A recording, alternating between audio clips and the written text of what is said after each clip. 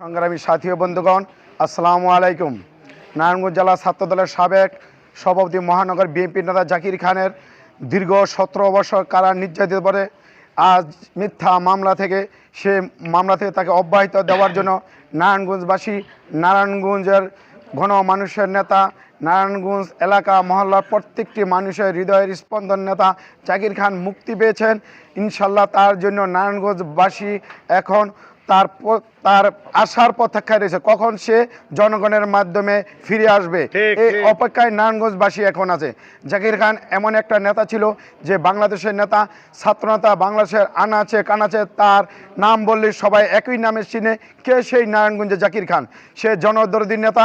সে অন্যায়ের বিরুদ্ধে যেখানে অন্যায় হইতো সেখানে তার অবিচার চলতো, যেখানে ন্যায় সেখানে জাকির খান। তবে জাকির খানের গুণগান বলে আমরা শেষ করতে পারবো না। তার মতন সাহসী নেতা, তার মতো কর্মী বান্ধব নেতা এই মুহূর্তে আমাদের বিশেষ প্রয়োজন। সে যদি আমাদের মাঝে যখন ফিরে আসবে তখন এখন আমরা যত গতি আছে আমাদের তা বেড়ে আসলে আমরা আরও গতিশীল হব। জাকির খানের শক্তি বিএনপির শক্তি। জাকির খান ছাড়া নারায়ণগঞ্জে বিকল্প কোনো নেতা এমন নাই যেই নেতার নামে ডাকে হাজার হাজার নেতাকর্মী বেরিয়ে আসে, লক্ষ লক্ষ নেতাকর্মী বেরিয়ে আসে। এর জন্য আমরা চাই বাংলাদেশ জাতীয়বাদী কেন্দ্রীয় নেতৃবৃন্দের কাছে জোরালো একটি দাবি, জাকির ভাইকে যাতে সঠিক জায়গায় সঠিকভাবে মূল্যায়ন করা হয়।